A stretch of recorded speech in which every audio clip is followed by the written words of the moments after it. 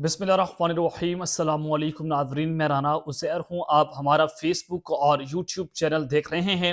नाज़रीन, आज बिहार का इलेक्शन था और नरेंद्र मोदी ये इलेक्शन जीत चुके हैं। उनकी पार्टी ये इलेक्शन तो जीत गई और असल गेम प्लान भी यही था कि ये इलेक्शन जीतने के लिए पाकिस्तान के साथ जंग छेड़ी जाएगी। अब आप सोच रहे हैं कि नरेंद्र मोदी तो इलेक्शन जीत गया, तो अब जंग कैसी, अब कैसे पाकिस्तान पर अटैक किया जाएगा? तो उसने तो अपने गोल्स को अचीव कर लिया है। तो ये इलेक्शन जीतने के बाद नरेंद्र मोदी की जानिब से, भारतीय वज़ीर आज़म की जानिब से अपनी फौज को हंगामी ऑर्डर्स जारी कर दिए गए हैं। अहम तरीन इजलास में, हाई प्रोफाइल मीटिंग्स में क्या फैसले हुए हैं, इस वक्त भारत क्या रिपोर्ट कर रहा है, तमाम तर डिटेल्स आपके सामने रखी जाएंगी कि टैंक्स, भारतीय फौजी गाड़ियां, तमाम तर अटरली और तमाम तर फौजी साजो सामान पाकिस्तान के बॉर्डर्स पर पहुंचा दिया गया है। कुछ विजुअल्स इस वक्त सामने आ रहे हैं, वो आपके सामने रखे जाएंगे कि इस वक्त पाकिस्तान के बॉर्डर्स पर क्या सिचुएशन बनी हुई है और पाकिस्तान अचानक से हाई अलर्ट पर जा चुका है और एक बहुत बड़ा ऑपरेशन भी हमारी फौज और फजाइया की जानिब से लॉन्च किया गया है। इस हवाले से भी कुछ इंपॉर्टेंट डिटेल्स हैं, वो आपके सामने रखनी है। आगे बढ़ने से पहले मेरी आप सबसे दरख्वास्त होगी कि आपने इस चैनल को लाजमी सब्सक्राइब करना है, वीडियो को लाइक करें, शेयर करें। कमेंट सेक्शन में आपने पाकिस्तान जिंदाबाद, पाक फौज जिंदाबाद का नारा भी कमेंट में जरूर लगाना है। जनाब, आज जो भारत की जो फजाइया है उन पर क़यामत बरपा हुई। एक दिन के अंदर उनके 3 बड़े जो त्यारे हैं वो तबाह बर्बाद हुए।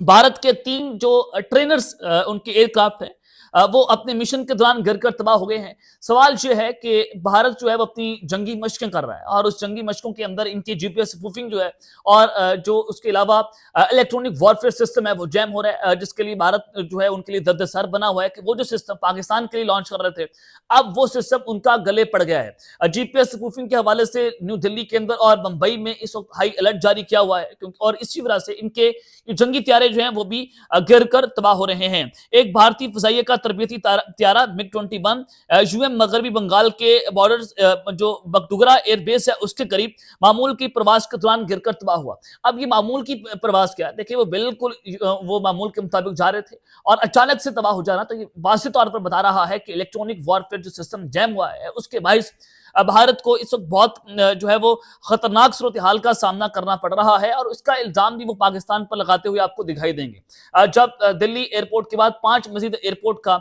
सिस्टम कोलैप्स कर गया, उनकी 800 के करीब फ्लाइट्स वो डिले हुई, तो उसके बाद इन्होंने कहा कि पाकिस्तान ने एक बहुत बड़ा साइबर अटैक जो है वो हमारे ऊपर कर दिया है, लेकिन उसमें कोई हकीकत नहीं थी। अब इस हादसे के अंदर दोनों पायलट, विंग कमांडर जो है और फ्लाइंग ऑफिसर, वो भी अपनी जान से हाथ धो बैठे। ये जो मैं मिग 21 की बात कर रहा हूँ, एक और त्यारा अभी इनका गिरा है आज चेन्नई के इलाके में, उसकी तफसीलात मैं अपने पिछले व्लॉग में दे चुका हूं। तो उसका जो पायलट है वो तो सेफली वो इजेक्ट करने में कामयाब हो गया। जो पायलट PC-7 त्यारा है, उनका पायलट तो बच निकला, लेकिन ये जो त्यारे हैं मिग 21, इनके 2 पायलट्स जो हैं, फ्लाइंग ऑफिसर, विंग कमांडर जो हैं, वो अपनी जान से हाथ धो बैठे हैं। तो ये भारत के लिए एक बहुत बड़ा सेटबैक है कि उनके पायलट्स भी कर रहे हैं। क्या ये टेक्निकल इश्यूज हैं, टेक्निकल ग्लिच है, या ये मिस माल फंक्शनिंग है?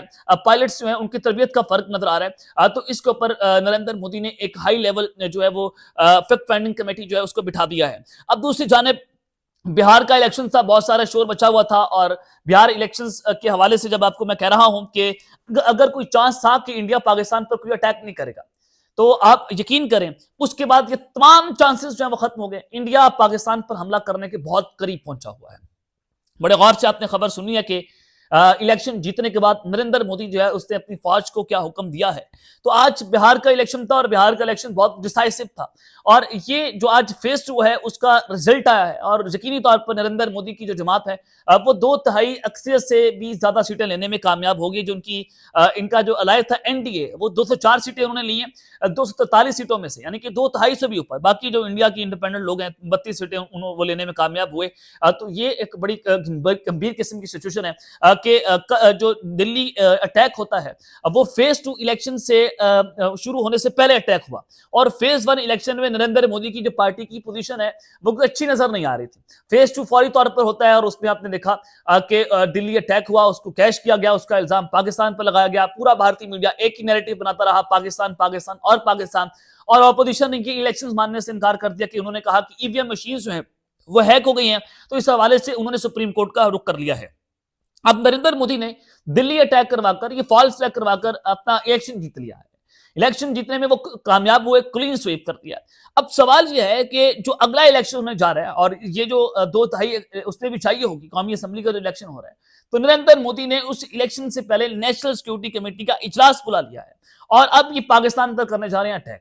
क्योंकि अमित शाह ने कल एक इजलास बुलाया हुआ था जिसमें इंटेलिजेंस चीफ के सरबराह मौजूद थे और आज अमित शाह को इन्होंने तलब किया है, नेशनल सिक्योरिटी कमेटी का इजलास बुलाया गया जिसमें हाई लेवल मीटिंग है। उसमें इंटेलिजेंस चीफ्स होंगे और इनके फौज के सरबराहान भी मौजूद हो सकते हैं, सिक्योरिटी कैबिनेट की मीटिंग के लोग वहां पर बैठे होंगे। तो नरेंद्र मोदी का ये इजलास बुलाना पाकिस्तान के हवाले से प्रपोजल्स जो मांगे जा रहे हैं कि अब हमें पाकिस्तान के साथ जंग छेड़नी चाहिए, किस लेवल पर जाना चाहिए, किस लेवल पर नहीं जाना चाहिए। तो ये एक इजलास जो है उसकी टाइमिंग्स बहुत इंपॉर्टेंट हो चुकी हैं और फिर इस सारी सिचुएशन के अंदर आप फिर ये खबर सुने कि तमाम तर टैंक्स यानी कि a good train loaded with tanks, APC and armored vehicles were spotted on Wazirabad railway station approximately 45 kilometre away from the Indo-Pak international border।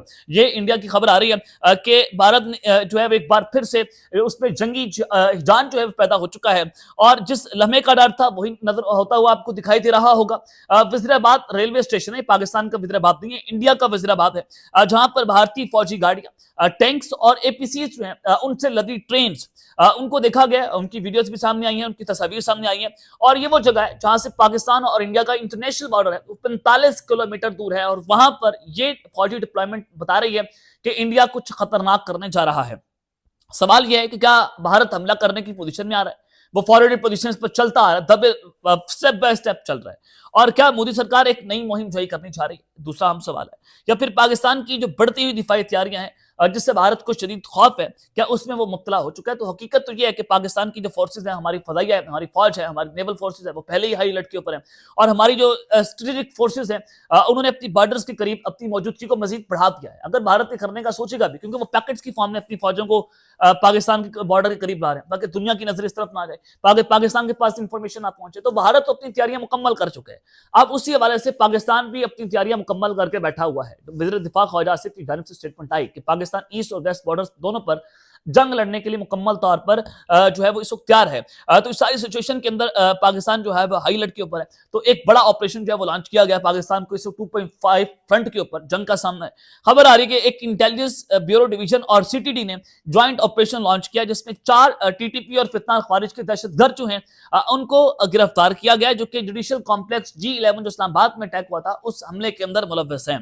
ये ड्यूरिंग क्वेश्चनिंग साजिदुल्लाह जिसका नाम शीना के नाम से जो मशहूर है, वो एक सुसाइड बॉम्बर था और वो टीटीपी का कमांडर सईदुर रहमान जो दादुल्लाह जो कि करंटली अफगानिस्तान के अंदर है, वो उनके साथ टेलीग्राम के जरिए कांटेक्ट में था और दादुल्लाह ने सुसाइड बॉम्बर्स की तस्वीर जो है वो साजिदुल्लाह को भेजी जिसने इस्लामाबाद के अंदर उसका अरेंज किया और उसके लिए सुसाइड जैकेट्स जो है वो इकट्ठी की पेशावर से और वो डायरेक्टली टीटीपी के साथ कनेक्ट थी और जो अफगानिस्तान में हाई कमांड है टीटीपी की उनके साथ भी उनके राब्ते थे। तो ये 4 अफगान सिटीजन जो हैं ये जो इस्लामाबाद अटैक हुआ है उसमें गिरफ्तार हो गए, उनको पकड़ लिया गया है और उनके साथ इन्वेस्टिगेशन मजीद जारी हैं और मजीद गिरफ्तारियां जो हैं वो इस हमले के अंदर होने जा रही हैं। यानी कि पाकिस्तान अब की बार कैलकुलेटेड मूव करने जा रहे हैं। इन तमाम दहशतगर्दों को पकड़ा जाएगा, इनके सबूत इंटरनेशनल मीडिया के सामने रखे जाएंगे, इंटरनेशनल दुनिया को बताया जाएगा, आलमी दुनिया के सामने रखे जाएंगे और फिर पाकिस्तान एक कैलकुलेटेड मूव के तहत अफगानिस्तान के अंदर टीटीपी के ठिकानों पर वो तबाही मचाएगा, वो भारतीय मोहरे उड़ाएगा